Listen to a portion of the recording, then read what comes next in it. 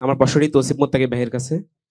এখানে ৬ জন বিপি প্রার্থী, সবারই নিজস্ব ইশতেহার রয়েছে এবং সবাই তাদের ইশতেহার নিয়ে কাজ করতেছেন, আমাদেরকে স্বপ্ন দেখাচ্ছেন। ভাইয়ের কাছে আমার প্রশ্ন হচ্ছে, আহ, তৌসিফ ভাইয়া তার বক্তব্যে বলেছেন যে উনি ওনার ইশতেহার নিয়ে অনেক বেশি ইনফর্মড এবং কনসার্ন। ভোট একটি আমানত, পরবর্তীতে যদি এই আমানতের খেয়ানত, অর্থাৎ আপনারা যদি আমাদেরকে নির্বাচনের আগে দেখানো স্বপ্নগুলো বাস্তবায়ন করতে না পারেন, তখন আপনাদের স্ট্যান্ড কি হবে? আপনারা তখন কিভাবে সেটা করবেন? জি, আচ্ছা। মুক্তাদির। হ্যালো। হ্যাঁ, অনেক সুন্দর একটা প্রশ্ন। আমার মনে হয় এই প্রশ্নটা প্রত্যেকটা ভোটারের মনেই আছে। এক্ষেত্রে ভোটাররাও যে কনসার্নটা দেখিয়েছে যে ইশতেহারের ক্ষেত্রে অবাস্তব ইশতেহারটা ভোটাররা আমি লক্ষ্য করেছি অপছন্দ করছে। আমাদের ইশতেহার যারা পড়েছেন তারা নিশ্চয়ই জানেন যে আমাদের ইশতেহারগুলো অনেক বেশি বাস্তবসম্মত। আর যেসব ক্ষেত্রে আমরা দেখেছি যে 1 বছরের মধ্যে এই ইশতেহারগুলো বাস্তবায়ন সম্ভব না, আমরা এগুলোকে রোড ম্যাপ দাবি করেছি।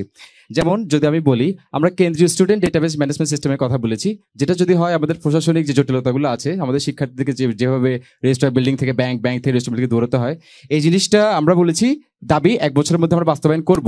কারণ আমি জানি প্রশাসন কিন্তু অনেকদিন ধরে অটোমেশন নিয়ে কাজ করছে। গত বছর কিন্তু দরপত্র দিয়েছে আমাদের প্রক্টর স্যার। কিন্তু ভিপি হিসেবে আমার কাজ হবে যেসব শিক্ষার্থী বান্ধব ইনিশিয়েটিভ প্রশাসনরা নিচ্ছে এটা 1 বছরের মধ্যে বাস্তবায়ন করা। এখন প্রশ্ন হলো যে যদি বাস্তবায়ন আমরা করতে না পারি সেক্ষেত্রে কি হবে?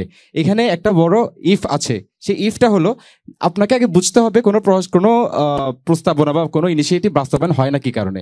দুটো কারণে না হতে পারে। প্রথম কারণ হলো প্রশাসনের কাছে পর্যাপ্ত পরিমাণে রিসোর্স না থাকা, প্রশাসনের ক্যাপাসিটি নাই। আমি যদি বলি 1 বছরের মধ্যে আমি সকল শতভাগ আবাসন নিশ্চিত করব, সেক্ষেত্রে প্রশাসনের সেই রিসোর্সটা থাকবে না 1 বছরের মধ্যে বাস্তবায়ন করার মতো।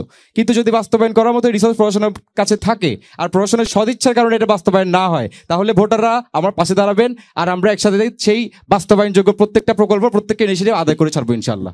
আর যদি না পারি আমি এই চাকসুর বডি ছেড়ে চলে যাব।